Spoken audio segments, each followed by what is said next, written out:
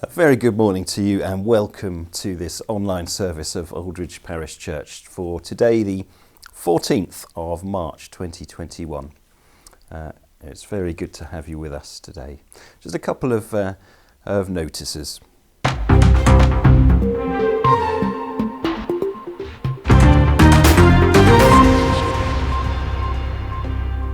First of all, today is Mothering Sunday. And I just want to let you know that this online service isn't really going to focus on Mothering Sunday today. If it's the 14th of March and it's before 11 a.m. and you want a service which focuses more on Mothering Sunday, you still have time to join us for a possibly slightly chaotic service on Zoom. The information is at aldridgeparish.org.uk/ZS, and you'll get all the connection details. Be great to see you there if you'd like to join us. Second thing is that from the beginning of this year we haven't held gathered services in our buildings. When the stay-at-home restriction came into force, we thought perhaps it would be not wise to hold services where we gather people together. But that restriction is going away at the end of March, and so we are going to start holding services in our buildings again. Of course, they will have to be socially distanced, and we won't be able to sing together as a congregation, as was the case at the end of last year.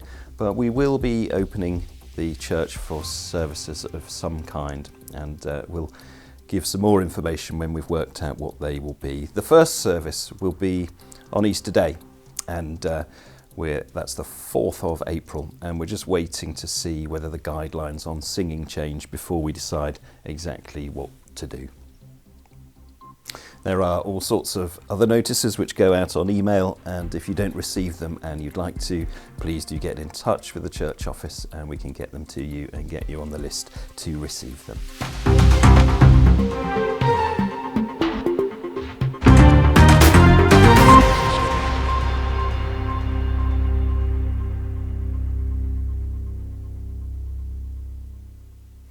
God is spirit.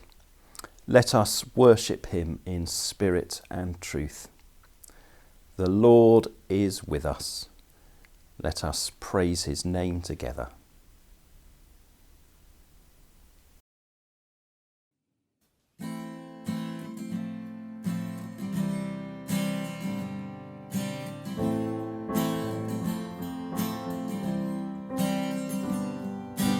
I am a city on a hill.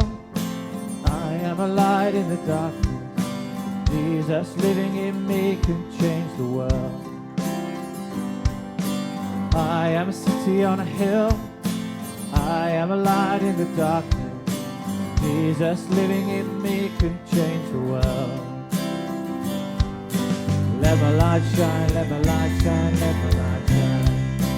Let it shine, let my light shine, let my light shine, let my light shine.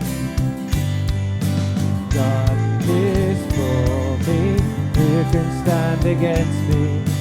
Let my light shine, let my light shine, let my light shine. If God is for me, who can stand against me? Let my light shine, let my light shine, let my light shine.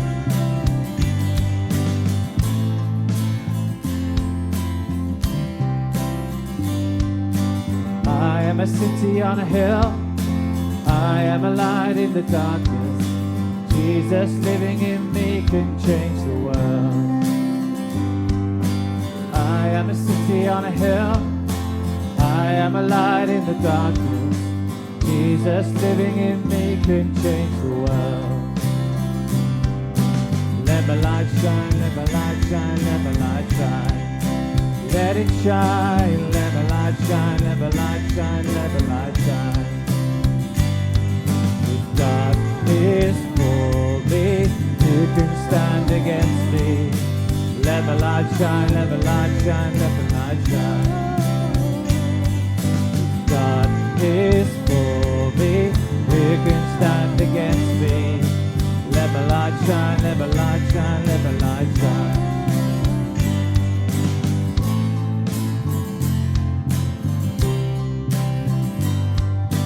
We are a city on a hill. We are a light in the darkness. Jesus living in us can change the world. We are a city on a hill. We are a light in the darkness. Jesus living in us can change the world. Let my light shine, let my light shine, let my light shine.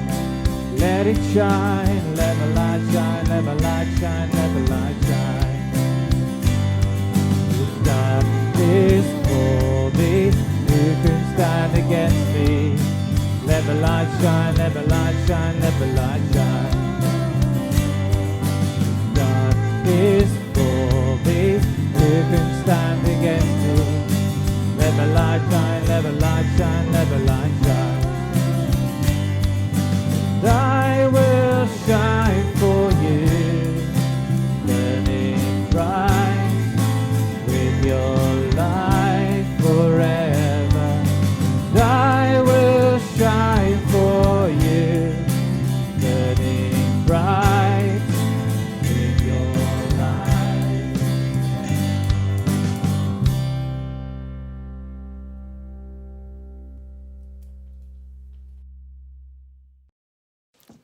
Today's reading is from Mark chapter 15, verses 16 to 32.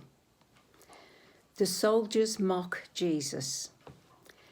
The soldiers took Jesus inside to the courtyard of the governor's palace and called together the rest of the company.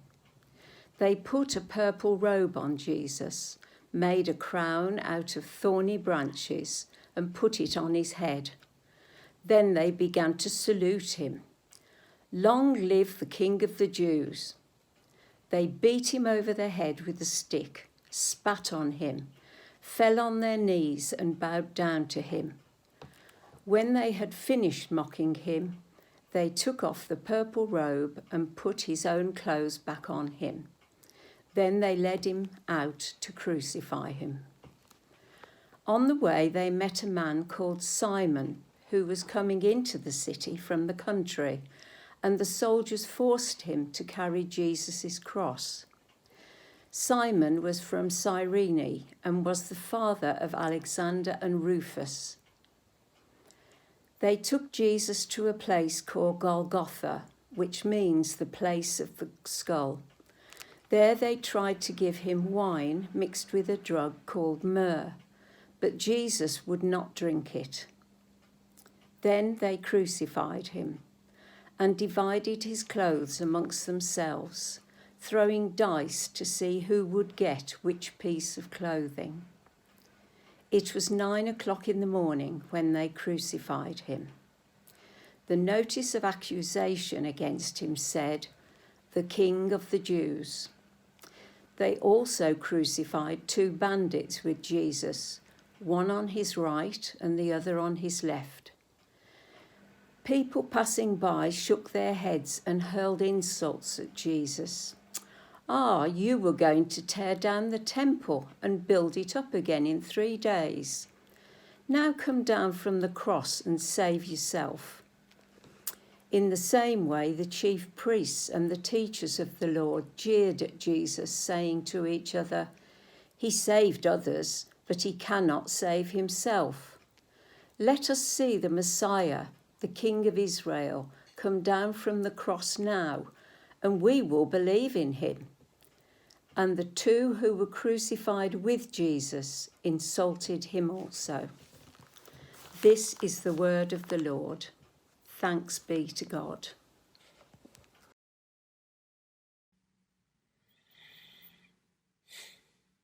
Heavenly Father, accept these words. Take what I have and use it for your glory. Amen. I'm going to work from notes off my screen if that's okay. I've got bits to say and I want to get it right. Can I preface this whole talk by stating, for the record, in advance, if you have been damaged by the actions or inaction of another person, by their words, their attitudes, their assumptions, and in doing so they have broken a law or caused you so much hurt that you cannot bear it, get help immediately. Okay, this equally applies if that other person is also you. you've hurt yourself or you're treating yourself badly, okay? Abuse is abuse. The ministry team at this church is brilliant, and I can trust, and you can trust, Steve the rector. Okay, I'm going to talk briefly about personal hurt in this talk. While I may suggest simple ways to deal with it and move on, I'm not talking about these complex things. I'm talking about the simple ways we get hurt in everyday life. In fact, life, injury, pain, and even sin are complex things. And I'm not trying to make them simple. I'm just trying to get through my sermon without it being too long. And if you're in the mood for a gentle jaunt through some inspiring bits of the Bible, I'm really sorry, but this is Lent, and this week we're not reading a happy bit of scripture. Okay? I'll do my best. That said, if you wanted to conquer a castle in the really early days, you just used to rock up and the biggest army took the land, okay?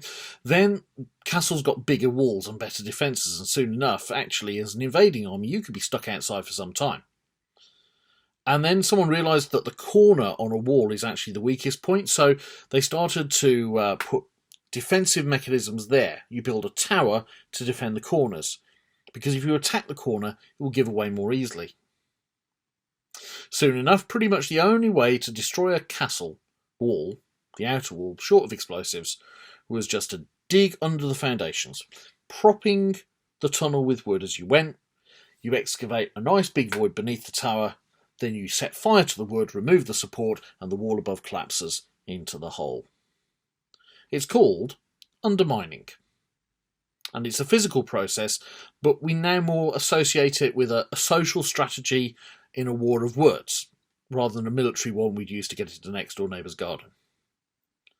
And yet, mining beneath the enemy was in fact still a valid tactic in the Great War. Only 100 years ago, someone not unlike Tommy Shelby from Peaky Blinders was planting explosives under enemy trenches and removing the ground beneath their feet, quite literally. And as a social tactic, we see it all the time. I'm going to give you two examples. Both politicians, opposite sides of the House of Commons. The first one is Jacob Rees-Mogg MP, reclining, lounging across the front bench during a debate a few years back. And he was called to account in the House, and he was trying to make a point, I think, or it was a carefully worked out gesture of disrespect.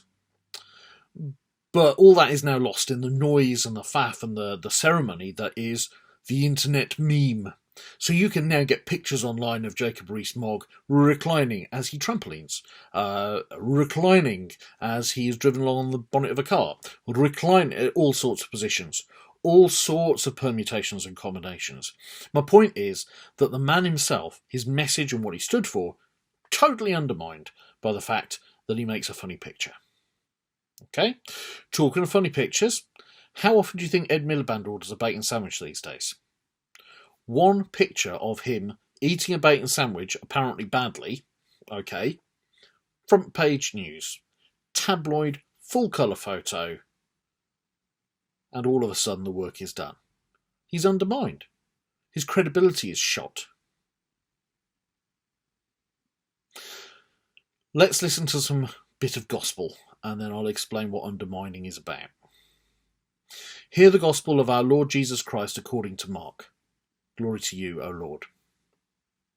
Mark chapter 15, verses 16 to 20. I'm reading from the Message translation. The soldiers took Jesus into the palace, called the Praetorium, and called together the entire brigade.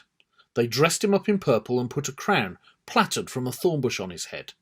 Then they began their mockery. Bravo, King of the Jews! They banged on his head with a club, spit on him, and knelt down in mock worship. After they had had their fun, they took off the purple cape and put his own clothes back on him. Then they marched out to nail him to the cross. This is the gospel of the Lord. Praise to you, O Christ. Simple question for you. Who are we in this story of Jesus and the soldiers?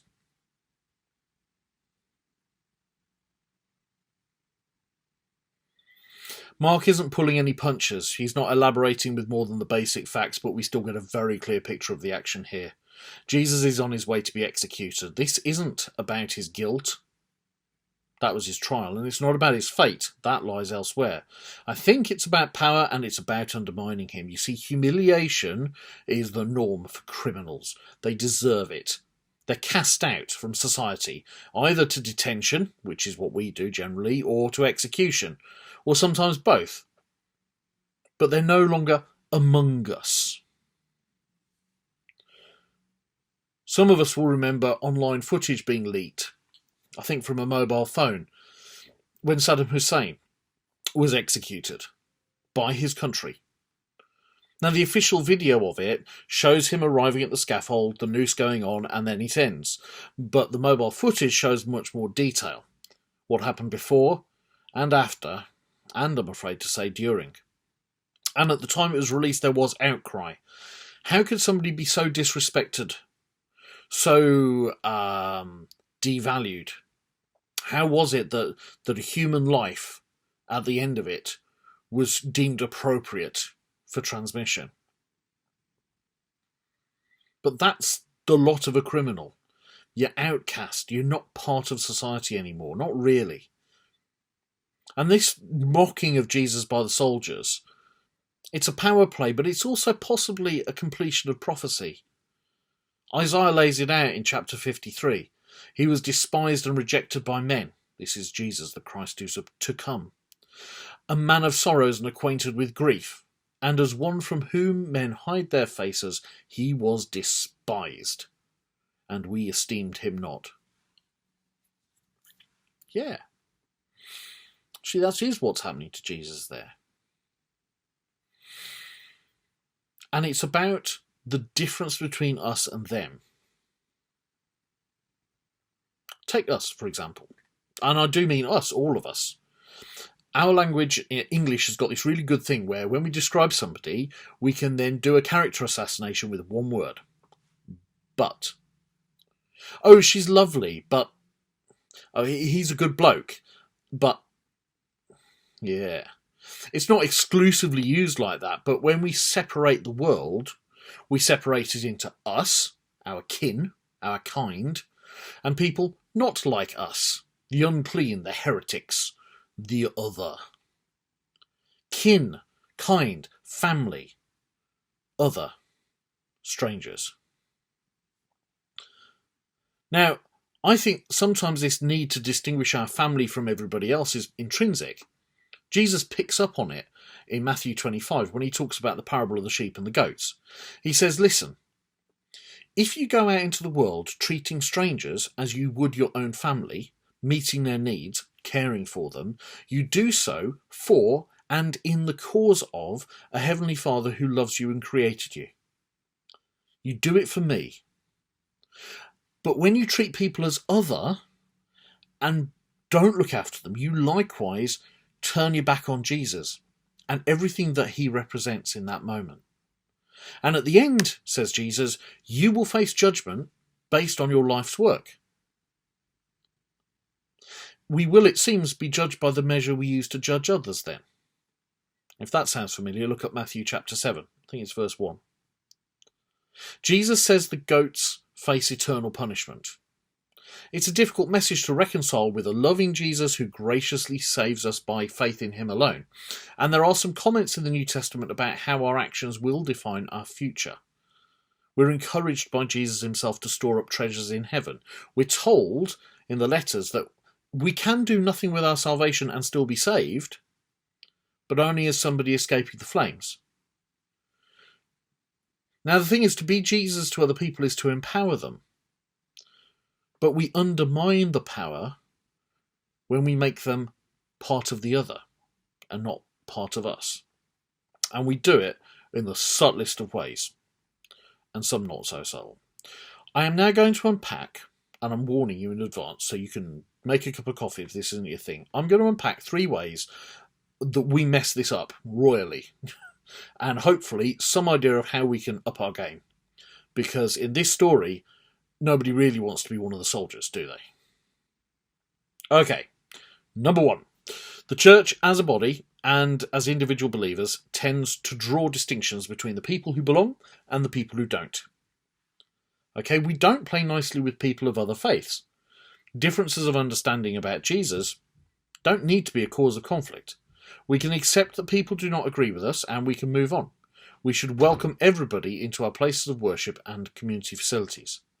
There are many more people in Britain who have never attended church than ever attended church as children and understand something of what we do and represent. We should welcome. I'm not sure I care too much anymore about the distinctions between the various Protestant denominations and the more independent churches that have evolved from them, but I do challenge you, step into an Orthodox Christian church and experience the total culture shift as you do so. We don't even associate well with our sister churches, and there is work we could be doing there to bridge gaps and unite communities of faith. Locally, there are 20,000 and more people in Aldridge. We have, between the denominations, half a dozen church buildings, maybe room for about 1,000 seats. I think we need to break out the walls and just be Jesus to those out there. And maybe we could be a little generally less fussy about who we're going to serve and who's welcome. I'm not pointing at anybody in particular, I'm just saying it's a big harvest. And actually, there is still open discussion in the wider church about the people we don't want to be leading, and whole groups of activists passing judgment left, right and centre. Example, a few years ago, a particularly vocal movement published a list of transgressions from canon law, or against common sense, or in contravention of Paul's teachings or something, and they named the parish, the date of each offence, and the priest who committed it. Yeah, and I don't really want a bunch of judgmental, closed-minded people like that in my church. What pants? Now I'm doing that. Which brings me to the second way we get this very wrong. Actually, we do this to each other, and it's considered normal. I'm not saying we condone it, but okay, we might call it small p politics, or culture clash, or personalities, but basically we can be horrible to people and it's pretty normal. We enable others to join in, and it feels odd when we challenge the approach. It's not really politics or culture, it's just taking the small p.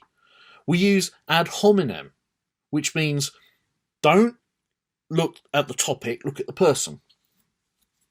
Okay? We use it to discredit the spirituality of our own brothers and sisters. It's a tactic.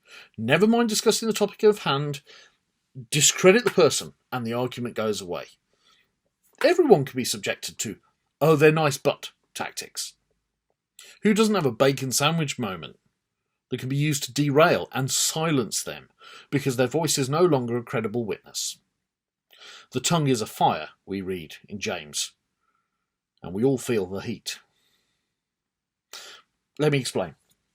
I took a call this week from someone who was already in a bad mood when they called me, and when a certain church member came up in conversation, this was the line to me. Tell me, Andy, honestly, for all their noise, what do they actually do for the life of the church, except complain? The irony wasn't lost on me. It's complain about a complainer. But what do I say? If I agree with them, I'm hardly being a good friend to the other person. If I stand up for them, I'm not acknowledging the feelings of the person on the other end of the phone, and I'm probably just stoking the flames of their discontent. I chickened out and said nothing in particular. You can judge me for that. I have. And that neatly leads on to section 3. We separate people as a church.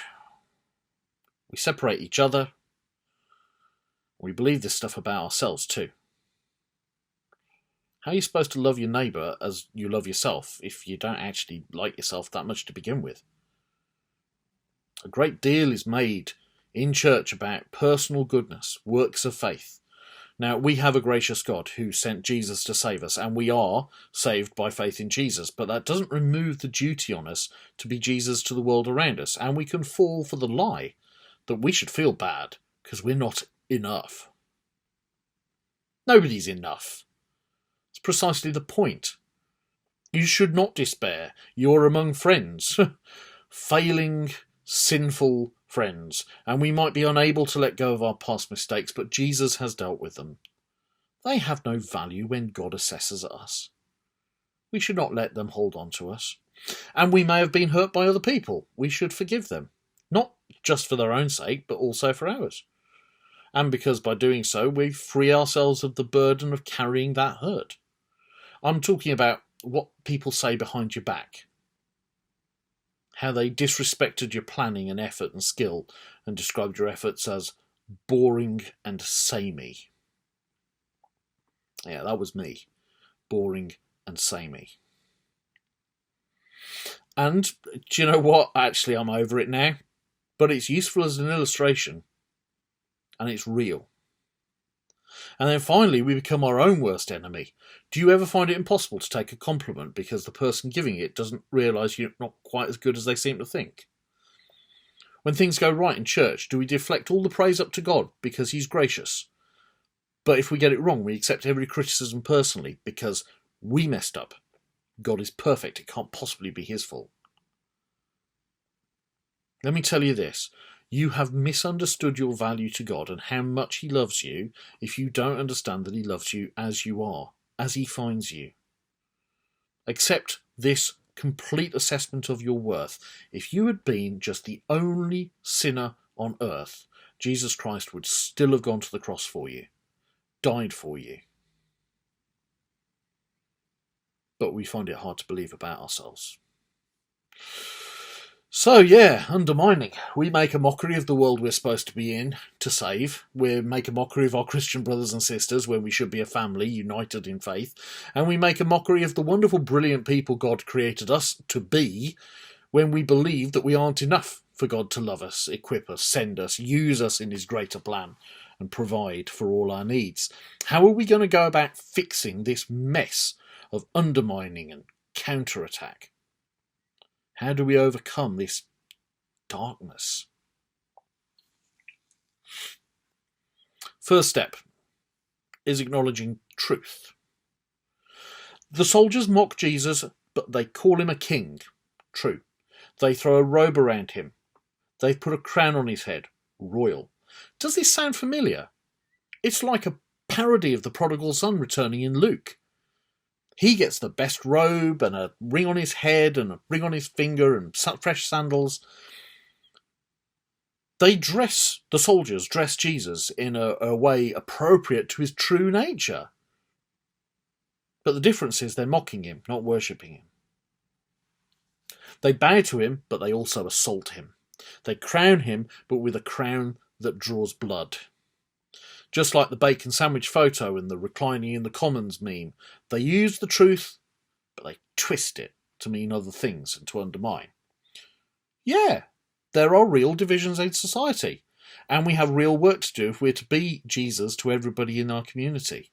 Yeah, there are real divisions in church, and I don't just mean between denominations.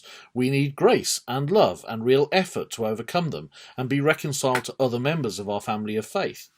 There is real hurt in ourselves, and some of it has roots that must be addressed with love and care and kindness. The behaviour you reserve for your kin, your kind, your family. Family quality, respect and consideration. And acknowledging these things isn't difficult, and resolving to tackle them empowers us. There's a common idea that, we're human beings who find ourselves become human doings. Okay, how about we apply some different verbs? Could we, by grace, be human lovings? Human mendings? Human fixings? Albeit that sounds like a thing you'd get from B&Q to attach a human to a wall. Look, you know what I mean. We're created to do stuff in praise of our Creator. Let us pick up our tools to build bridges rather than walls. Let us lift up our voices to welcome with a song rather than scold with harsh words.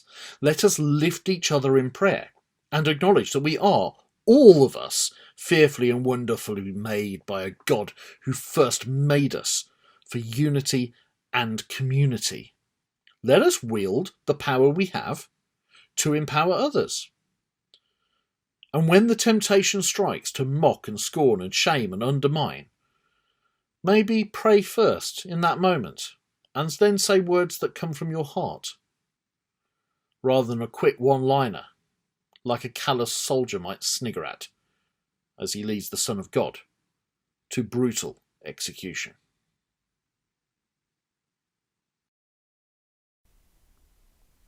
Let us pray together today for courage. There's a response that I'd like to invite you to join in with. When I pray, Lord, meet us in the silence, the response is, give us strength and hear our prayer. Lord, meet us in the silence, give us strength and hear our prayer. Lord our God, give your church the courage to give up her preoccupation with herself and to give more time to your mission in the world. May the blood and water flowing from the side of Jesus bring forgiveness to your people and help us to face the cost of proclaiming salvation. Lord, meet us in the silence, give us strength and hear our prayer. Give your world the courage to give up war, bitterness and hatred and to seek peace. May the shoulders of the risen Jesus, once scourged by soldiers, bear the burden of political and military conflict in our world. Lord, meet us in the silence, give us strength and hear our prayer. Give us the courage to give up quarrels, strife and jealousy in our churches, in our neighbourhoods and communities. May the presence of the risen Christ, his body once broken and now made whole, bring peace and direction as we live with one another. Lord, meet us in the silence, give us strength and hear our prayer. Give us the courage to give up our selfishness as we live for others. May the wounded hands of Jesus bring his healing touch and the light of his presence fill our lives. Lord, meet us in the silence, give us strength and hear our prayer. Give us the courage to give up our fear of death and to give thanks for those who have died confessing Jesus as Lord. May the feet of the risen Lord Jesus, once nailed to the cross, walk alongside the dying and the bereaved in their agony, and walk with us and all your church through death to the gate of glory. Lord, meet us in the silence, give us strength and hear our prayer, here and in eternity. Amen.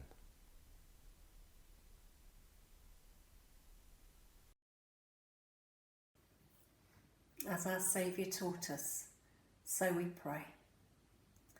Our Father in heaven, hallowed be your name.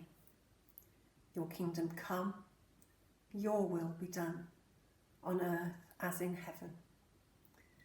Give us today our daily bread. Forgive us our sins as we forgive those who sin against us.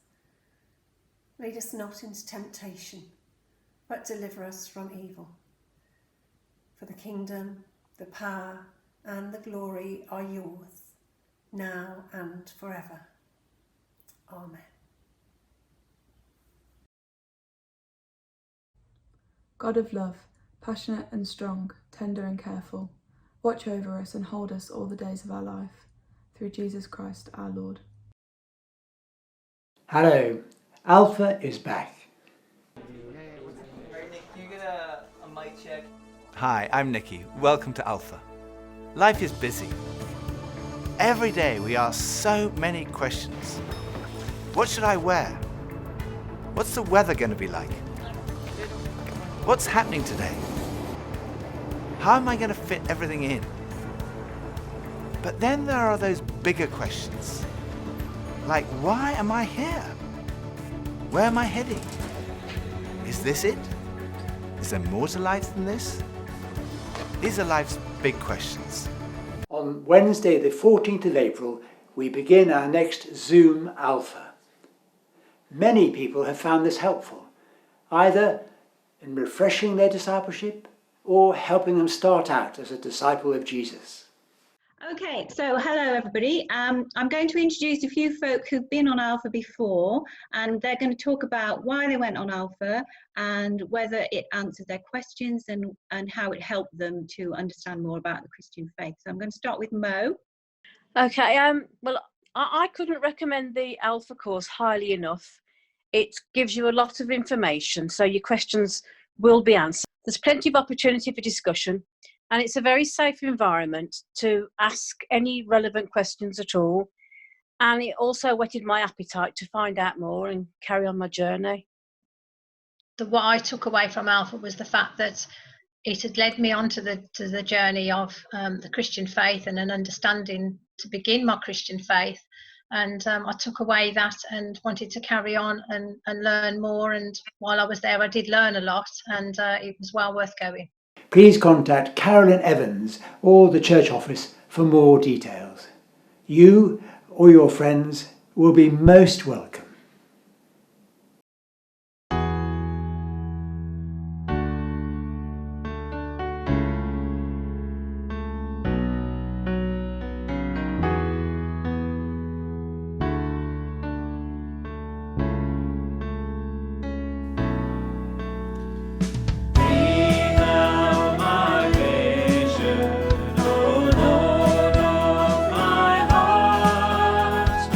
Lord, we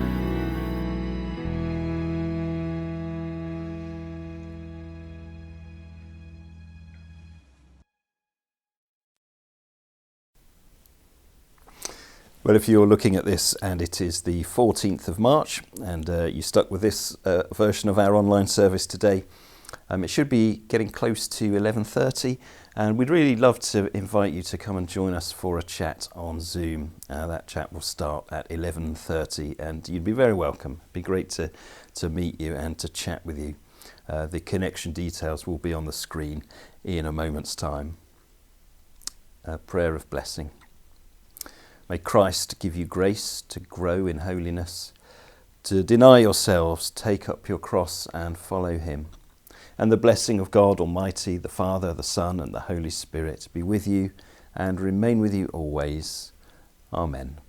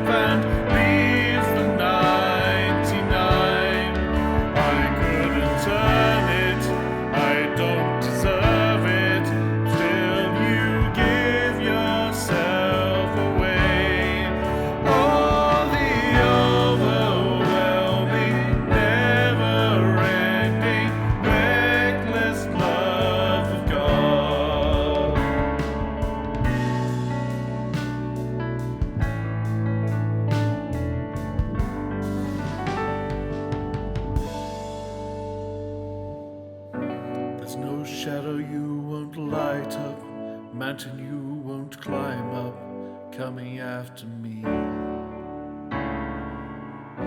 There's no wall you won't kick down, lie you won't tear down, coming after me. Oh.